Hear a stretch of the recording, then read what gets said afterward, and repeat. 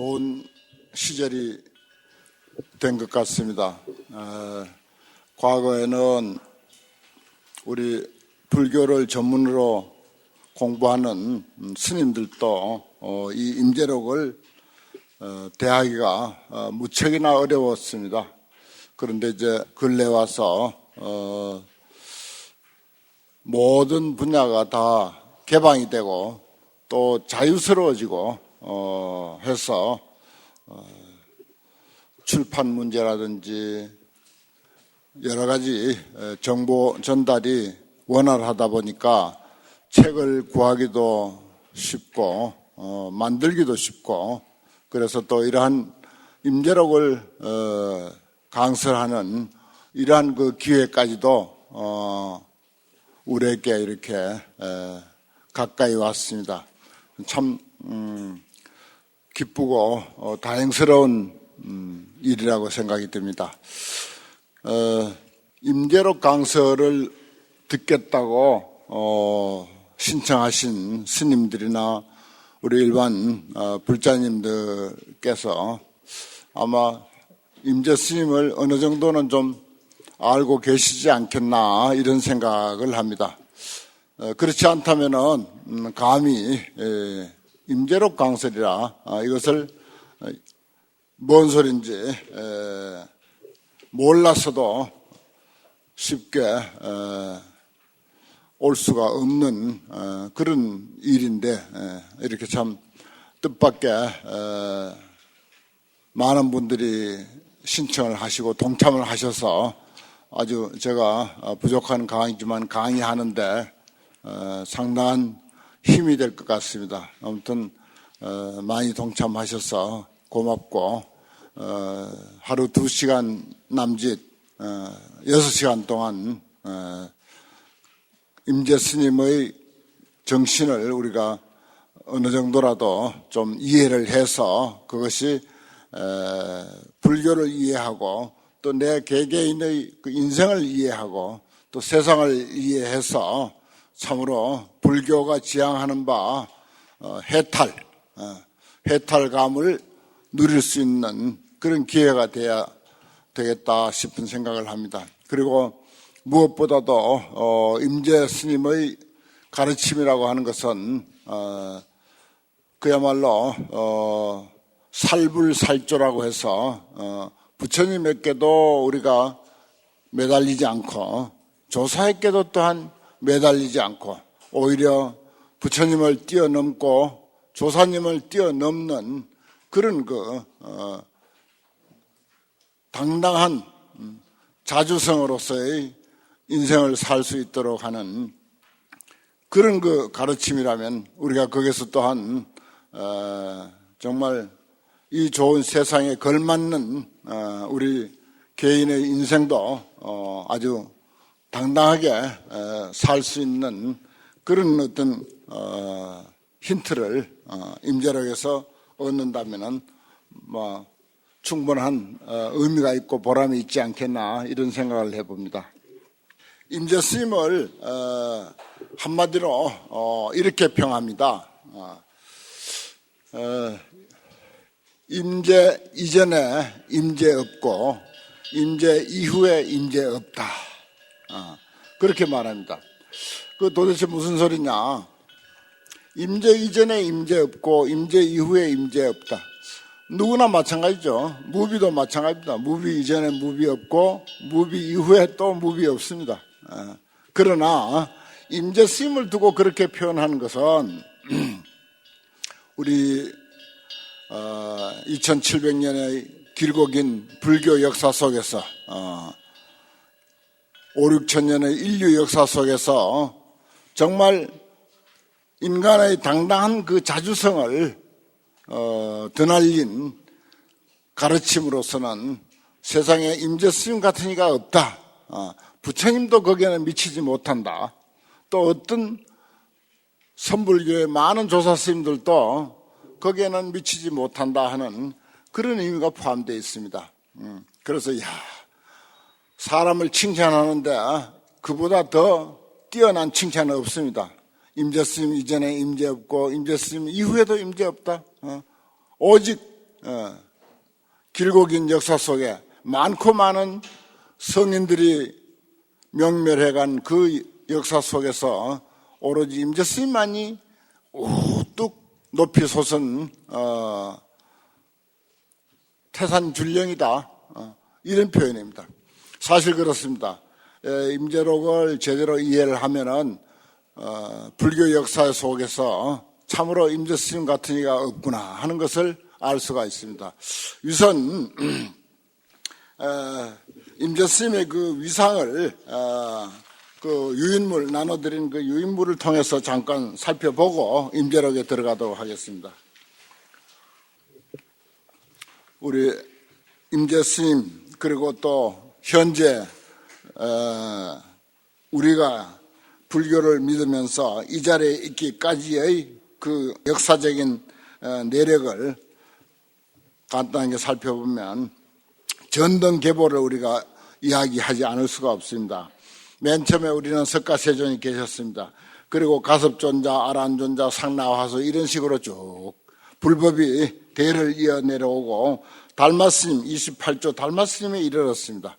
그 달마스님이 동토에 와서 해가스님, 승천스님, 도신스님, 홍인스님, 육조 해능스님으로 이렇게 내려옵니다. 그러다가 남학, 마조, 백장, 황벽, 그 다음에 11대 굵은 잉크로 해놓은 임재, 여기까지 이제 이르렀습니다. 이게 이제 부처님으로부터는 38대 조사가 되고 우리에게는 또 그 이후에 임재스님 제자로서 흥화존장, 남원보원, 풍열연소 이렇게 해서 끝에 보면 이제 우리 귀에 익숙한 청허스님에게까지 이렇게 이제 태고보호를 거쳐서 청허스님에게까지 이르러 오는 그런 그 임재스님의 법맥을 볼 수가 있습니다. 그런데 한국선과 임재선의 문제라고 해가지고 임재스님은 한국 불교에서 어느 정도의 위치에 있는가, 얼마나 큰 영향을 그동안 끼쳤기에 임재 이전에 임재 없고 임재 이후에 임재 없다고 이렇게 이 세상에서 찬탄할 수 있는 말 중에서 최고의 극찬을 할 수 있는가, 이 참고를 보면은 알 수가 있습니다. 이것은 편양 은기 스님의 그 문집에 있는 이야기인데, 첫째 1번 해가지고 불실 임재자는 임재 스님의 정신을 잃어버리지 아니하는 사람은 그야말로 근본이 있다, 그리고 근원이 있다. 불교를 공부한다고 하고 참선을 하든지 경을 보든지 연부를 하든지 기도를 하든지 임재 스님의 근본 정신, 임재의 종지를 잃어버리지 아니해야 그 사람은 불교에서 근본이 있는 사람이다, 사회에서도 근본이 있는 사람이다, 이런 말을 합니다. 저 사람은 근본이 있는 사람이야. 제대로 이제 가정교육이 있고 배운 바가 있고 사람으로서 정신이 똑바로 배긴 사람은 저 사람은 근본이 있는 사람이다 합니다. 불교 안에서도 마찬가지예요. 불교 안에서도 근본이 있는 사람이다라고 하는, 불교인으로서 근본이 있는 사람이라는 소리를 만약 들으려면은 임재의 물이 튀어가야 돼요. 임재의 핏방울이 튀어가서 임재의 피가 우리의 정신 속에 흘러야 된다 하는 뜻입니다. 임재의 피가 한 방울이라도 튀지 않은 사람은 불교의 근본이 없는 사람이다, 이렇게까지 말하는 거예요. 오동방 태고화상이, 우리나라 태고화상께서 중국에 들어가가지고 서곡청홍 스님의 법을 읽고 그 다음에 화남 스님에게 전하고, 화남 스님은 다시 소원 구곡에게 법을 전하고, 소원 스님은 또 벽계 정심선사에게 법을 전했다, 이렇게까지 편양은기 스님 문집에 들어있습니다. 이건 이제 이런 것을 소개하는 이유를 내가 말씀을 드리죠. 그 다음에 두 번째 보면 태고 우공, 태고 보우선사, 태고 보우선사가 말하자면 중국에 들어가서 불지를 얻어서 부처님의 근본 취지를 얻어가지고 동쪽으로 돌아왔어요. 우리나라로 다시 돌아왔어. 그래서 8엽에 이르러서 그 스님의 제자 순서로서 8번째 이르렀는데 실로 임재지 정종이다 그랬어요. 임재 스님의 바른 맥을 또 임재 스님의 그 종손을 이어받은 사람이다. 이게 이제 법주사에 있는 백계 정심선사의 비석에 이런 내용이 있습니다. 그 다음에 또 부용영관은 임재 스님의 유서, 임재 스님의 진짜 법문은 감히 핵심이 되는 법문은 감히 우리가 얻을 수가 없고, 유서 말하자면 치지레기들 법문 중에서 아주 아주 남은 다 걷어가고 남은 부스러기 같은 것들, 이런 것만 얻었다, 그렇게 겸손하게 이야기합니다. 왜 그렇겠습니까? 임재스님의 핵심을 얻었겠죠. 그렇지만 겸손하게 표현하는데, 나는 그 핵심을 얻은 것이 아니라 나머지 버리고 남은 그 유서를 접했으니, 얻었으니, 부유와 청어, 휴정은 청어선사, 휴정선사, 서산사명 이런 이들이죠. 그런 이들은 구사 영관하니라 모두 영관 스님을 섬겼다 이랬어요. 이것도 또한 백계 스님의 비석에 이런 내용이 있습니다. 요 밑에도 전부 그런 내용인데, 무슨 어디에 비석, 누구의 문집, 어디 비석, 이런 것을 쭉 이야기하는데 전부 임재 스님의 이야기를 거론합니다. 우리나라의 역사상 훌륭한 스님은 임재 스님 피가 흐르고 있다. 만약에 조금이라도 임재 스님 피가 흐르고 있지 않다면은 그 사람은 말하자면 근본이, 불교인으로서 근본이 없는 사람이다, 이런 말이에요. 우리가 그동안 임재 스님의 정신을 또는 임재 사상을 공부를 하지 않았다면은 그동안은 우리가 사실은 불교인으로서 근본이 없는 사람이다라고 할 수도 있습니다. 어떻게 보면 상당히 기분 나쁜 말이기도 하지만은 그나마 이런 소리라도 듣는 사람은 이제 조금 임재 스님의 정신의 피가 내 정신 속으로 이제 스며들기 시작하는 순간입니다. 그래서 지금부터 우리는 불교적 근본이 성립이 되는 거예요. 그동안 우리가 불교 근본이 없습니다. 절에 아무리 시주를 많이 했고, 금강결 여러 수천독을 읽었고, 법화경을 아무리 공부 많이 했다 하더라도, 이 선불교적 관점에서 보면은, 임재 스님의 사상을 배우지 아니했다면은, 그동안 불교인으로서 근본이 없단 말이에요.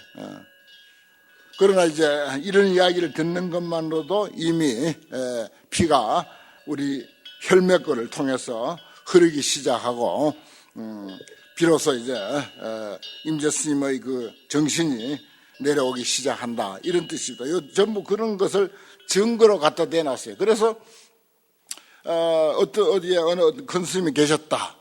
그러면 그 스님은 임재 스님하고 무슨 관계가 있느냐? 만약에 임재 스님하고 관계가 없는 사람이라면 이 사람은 아니다.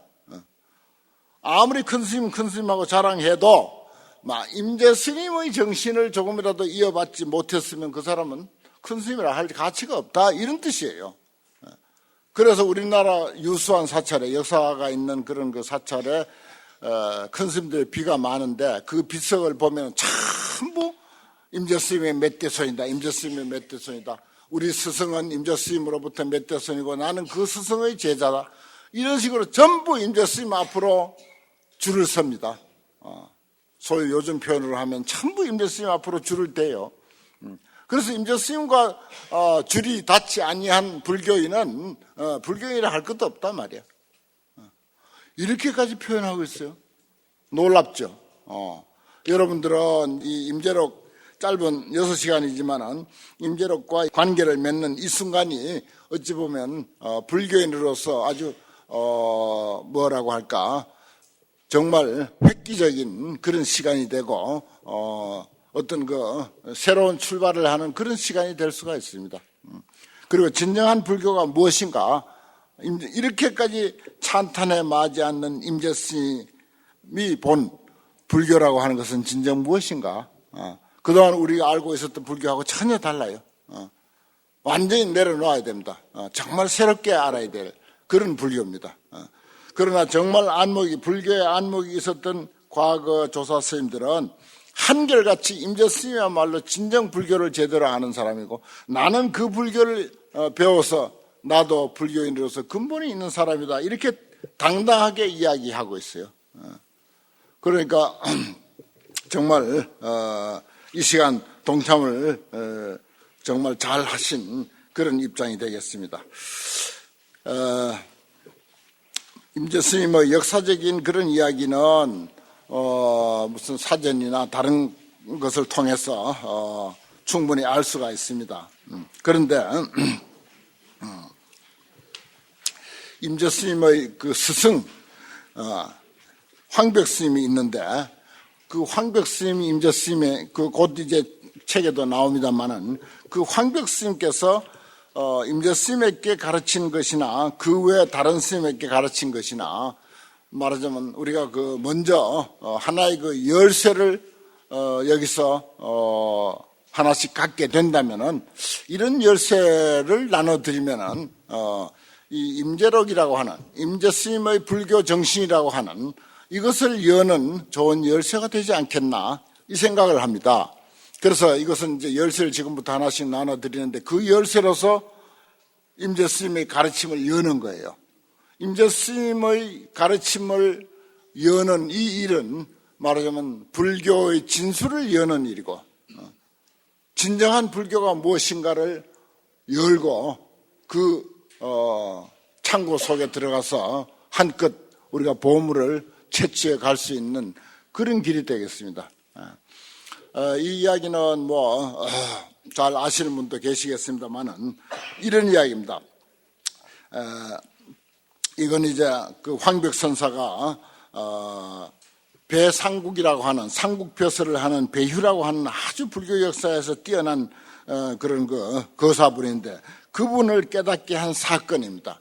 그 이야기, 간단한 이야기를 하나 우리가 머리에 두면은, 이 선불교에 있어서, 참선불교에 있어서 어떤 그 안목이라고 하는 것, 불교를 보는 눈이라고 하는 것은 바로 이런 것이구나. 불교를 이해하는 열쇠라고 하는 것은 바로 이런 길이구나. 그동안 우리가 알고 있었던 불교하고는 전혀 다른 길이라는 것을 알 수 있습니다. 어떤 이야기인가 하니, 배유라고 하는 상국벼슬이라면은 뭔가 정성입니다. 정성좀 돼요. 국무총리쯤 되는 거죠. 그런 사람이 작은 사찰에 갔어요. 그 지방에 그 부임해 가서 사찰에 이제 쭉 이렇게 사찰 구경을 합니다. 옛날에 여기 동네 부사로 부임하면 의뢰의 법무사에 올라와요. 법무사에 올라와서 여기저기 기웃거리고 자기 이름 새겨놓고 거기에 또 연유된 그 이야기들이 또 무수히 많죠. 그와 같이 이 배열한 사람도 사찰에 올라와서 여기저기 기웃하면서 구경합니다. 그러다가 조사각에 들어갔어요. 조사각에 들어가니까 역대 고성들의 진영 그림이 쫙 걸려 있는 거야. 그래서 하나하나 구경하다가 그 안내하는 주지스님에게 물었어요. 여기에 이렇게 고성들의 사진은 이렇게 있는데, 그림은 이렇게 있는데 고성은 어디 갔습니까? 이렇게 물었어요. 고성들의 얼굴 그림은 여기에 이렇게 걸려 있건만은 이 사람들 지금 어디 갔느냐? 어디 갔느냐? 정말 우리가 한번 생각해 볼 만한 일이죠. 그렇습니다. 그러니까 이 주지스님은 대답을 못했습니다. 상당히 수준 높은 질문이잖아요. 그래서 대답을 못하고 머뭇거리니까, 이런 이야기를 주고받을 수 있는 사람이 이전에는 없느냐, 그래 물으니까, 여기에 며칠 전에 어떤 객스님이 하나 와 계시는데 그 스님이 아무리 봐도 심상치 않아 보입니다. 그 스님을 한번 불러서 물어보는 것이 괜찮을 것 같다, 이렇게 말했어요. 그 객스님이 마침 이제 임재 스님의 스승인 황벽 스님입니다. 임재 스님의 스승되는 황벽 스님이에요. 그래서 황벽 스님이 안내받아 갔습니다. 가서 이제 주지 스님이 이러고 저러고 해서 내 이런 질문을 했는데 나는 대답을 못했습니다. 스님이 혹시 대답할 수 있으면 대답을 좀 해 주십시오, 그랬어요. 그러니까 그 배상국이 배휴가 이제 황벽스님께 묻습니다. 황벽스님께 똑같이 물어요. 주지스님께 물었듯이 그대로 똑같이 묻습니다. 여기에 역대 조사 스님들의 진영은 이렇게 즐비하게 있건만은 이 사람들 지금 어디 갔습니까? 그랬어요. 그러니까 그 순간 배휴를 보고 황벽스님이 배휴하고 이렇게 불렀습니다. 그 사람의 이름이 배휴니까 배휴하고 이렇게 불렀어요. 그러니까 엉겹결에 배휴가 예 하고 대답을 합니다. 엉겹결에 예 하고 대답합니다. 바로 여기 있구나 이렇게 대답을 했어요. 바로 여기 있구나라고 이렇게 가르쳤어요. 조사 스님들이 진영이 있고 그 조사 스님들 개개인이 어디 가 있느냐 하는 것은 문제가 되지 않습니다. 오직 내가 중심인 거예요. 내가 정신이 살아있을 때, 내가 나를 지키고 있을 때 모든 역대 조사 스님들이 그 자리에 함께 있습니다. 많은 부처님이 그 자리에 함께 있습니다. 너도 있고 나도 있고 함께 있습니다. 그러나 내가 만약에 정신을 잃고 있다면, 내가 내 주인공을 놓치고 있다면 천하에 살아있는 부처님이 수백 명이 이 자리에 있다 하더라도 그건 나하고 관계없습니다. 그래서 우리 임재록 교재 그 표지에 보면은 수처작주 입처계진 이런 말이 있죠. 수처작주 입처계진. 그걸 여러 번 써놨죠. 수처작주 입처계진. 이 역시 임재 스님이 하신 말씀입니다. 수처작주라. 어디에 있든지 곳을 따라서 내가 어디에 있든지 간에 주인 노릇을 하라. 주인 노릇을 하라. 내가 어디에 있든지 주인 노릇을 할 때만이 과거에 역대 조사 스님이든 과거 불보살이든 전부 함께 살아서 이 자리에 동참하고 있다. 역대 조사고 재불 제조고 할 것 없이 모두가 여기에 함께 살아있는 것이지, 내가 수처작주가 안 되면, 내가 내 주인으로서 내 자리를 지키지 못한다면 사진이 아무리 있고 산 사람이 아무리 있다 한들 아무 의미가 없는 것이다. 예를 들어서 우리가 억지로 해석을 하자면 그렇습니다. 이 엉터리 해석이에요. 해석이지만은 그러나 우리는 그렇게 해석함으로 해서 그 진실에 조금이라도 접근할 수 있지 않겠나 그런 생각이 들어서 엉터리 해석이지만 그렇게 해석을 합니다. 배유하고 부르니까 예 하고 대답했습니다. 그럴 때 여기 있구만. 고성이 바로 여기 있구만. 그랬어요. 그 말에 이 배유도 크게 깨달았습니다. 깨닫고는 평생을 이 황벽스님을 스승으로 모신 그런 역사가 있습니다. 이것이 임재록을 푸는 임재스님의 불교를 우리가 이해하는 열쇠가 된다 하는 것입니다. 이거 꼭 잊어버리면 안 됩니다. 이걸 항상 가지고, 이게 바로 수처작주라고 하는 의미와 바로 임재록을 이해하는 그런 아주 중요한 열쇠가 된다, 이렇게 말씀드릴 수가 있습니다. 이 임재록은 그 차례를 보면은 서문이 있고 그 다음에 상당이 있고 맨 처음 3쪽에요. 3페이지에 보면은 서문이 있고 상당이 있고 시중이 있고 간변이 있고 행록이 있고 탑기가 있고 이렇게 중요한 것이 6가지로 되어 있습니다. 그런데 이 서문은요, 불교의 서문 내지 중요한 글 가운데 10손가락 안에 드는 서문입니다. 그래서 이 서문은 옛날에 선방에 방부를 드릴 때 가서 선방 앞에 가서 큰 소리로 이 임재록 서문을 외웁니다. 큰 소리로 임재록 서문을 외우고 있으면은 무사 통과야. 그 사람은 물어볼 거 없어. 무조건 선방에 방부 오케이야. 그런데 임재록 서문을 외울 줄 모르면 방부 안 받아주는 그런 예가 있었어요.